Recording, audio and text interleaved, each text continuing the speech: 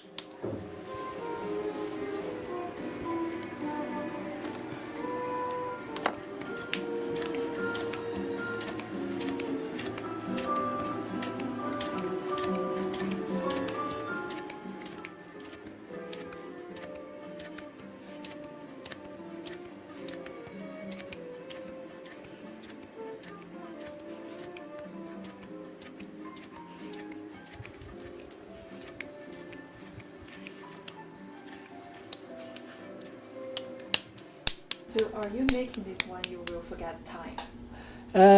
Definitely. It's a different feeling. First, when you are learning pottery, you are focused on the craft itself. You are the clay person. You are learning the clay, and the clay controls you back, and it will move you, and your hands will move. And during that phase of time you are learning the clay. So clay is the master and you are the slave. But then you have to master the skill to convert this lump of clay into a magical pot which is hollow and which is occupying a beautiful space, right? So you learn your clay and then you manipulate your clay by your mastered skill. So now the clay is not pushing you, you're pushing the clay, you're pulling the clay, and for that you need to learn all the properties and everything. Once you learn that property of that clay, you are the master now. Now the clay cannot dominate you. You are dominating the clay. You have the power. You can pull, you can squeeze, you can take it up. And during that time, you forget your skills and everything. And your hand is moving just like it's freely. You don't think a lot. Sometimes maybe you can close your eyes. It's in your fingertips. That's why some people say like, okay, I'm using a coarse clay and I'm creating something, and some people say, oh yeah, it burns your hands, why don't you wear gloves? I said, okay, maybe you can wear gloves, but it'll drastically remove how do I say, lessen your sense of touch in between the clay. So I think your bare hand should make the pot, and definitely there is a bliss. Having forgotten your skills and everything, your hands freely moving and creating beautiful pieces which is all properly proportioned. Yeah.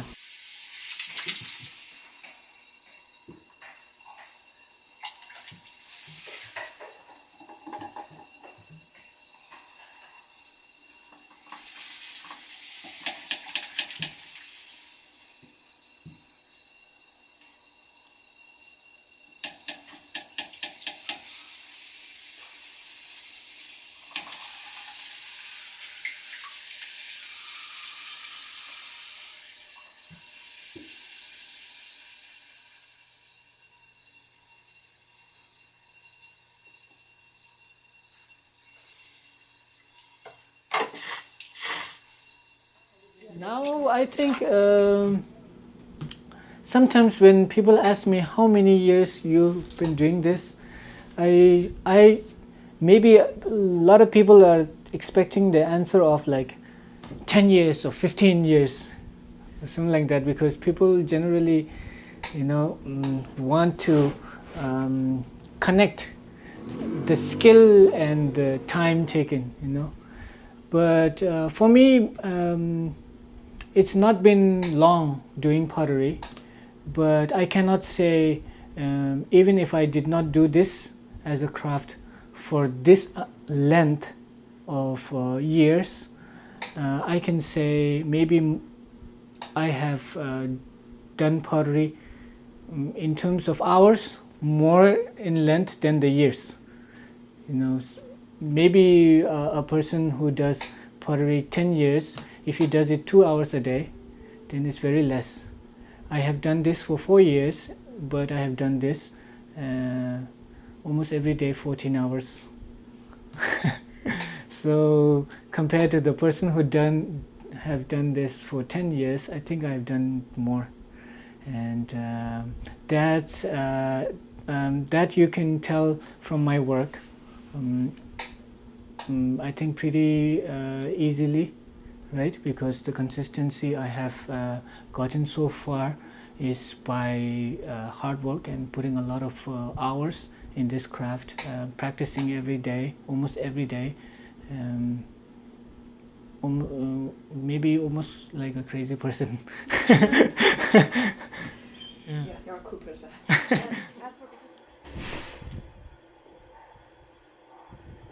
I like making chavans, but the shape is interesting.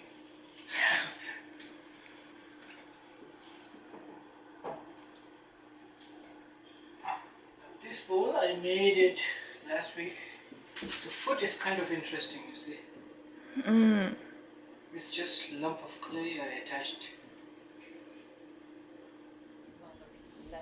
Well, I think any kind of craft teaches you a lot, right? Maybe your craft will teach you, and there is no stopping in learning, right? It will teach you, it is teaching you, and it will also, it has taught you. So for me, there is no stopping. Clay is a material you love and you hate, Sometimes when it is in good mood, the clay, you can make a lot of things, and you can. It's like a sunny day, But then sometimes when the clay, I told you that I do not have any machinery which mixes the clay. Sometimes when the clay is a little bit hard, or it has been lying there for a few weeks, it's very hard to work with it. So it teaches you and it humbles you down, and the clay tells you that I am still the master. You still have to learn. But sometimes it cooperates with you. It's all about clay is all about working with clay is all about patience. It might be not good to work with this clay today, but it will be tomorrow, because we can age the clay also. I think in Japan they age the clay to make it more workable. So I heard they put beer in it and they let it ferment. I don't do that. It's a lot of work here, but definitely clay and the materials and the craft itself teaches you a lot. And I've definitely learned how to be more patient doing this kind of work. Yeah. I saw a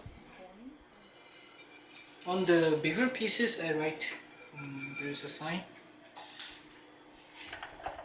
I sign it and I date it, because ceramics they it could, right?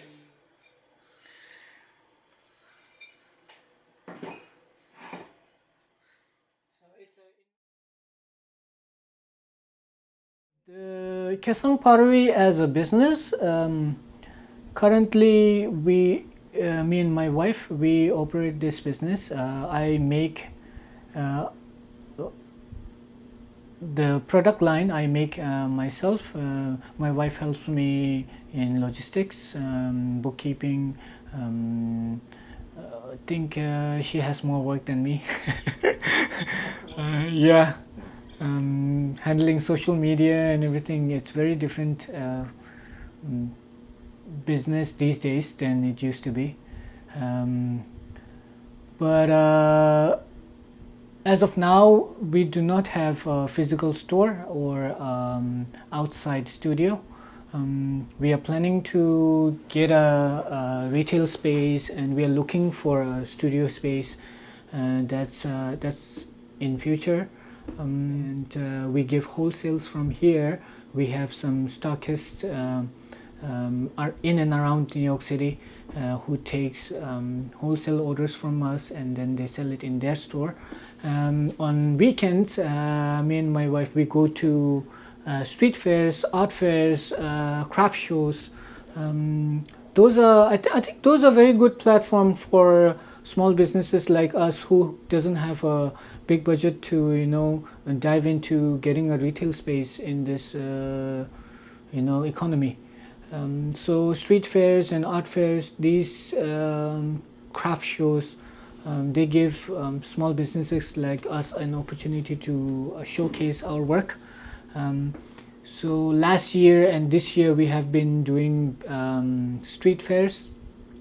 People have shown us a lot of support in terms of buying our products, in terms of following our page, and generally like appreciating the work that I and my wife do.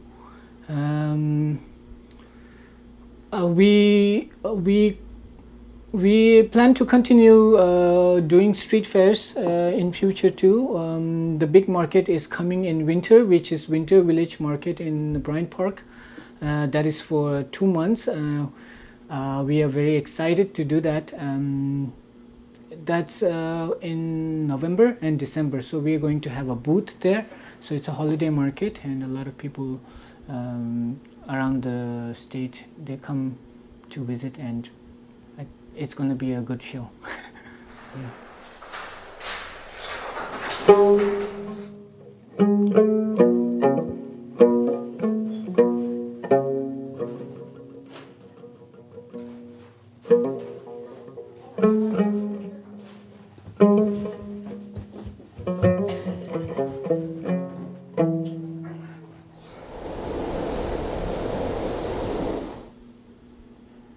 As a partner, as a life partner, as a family member,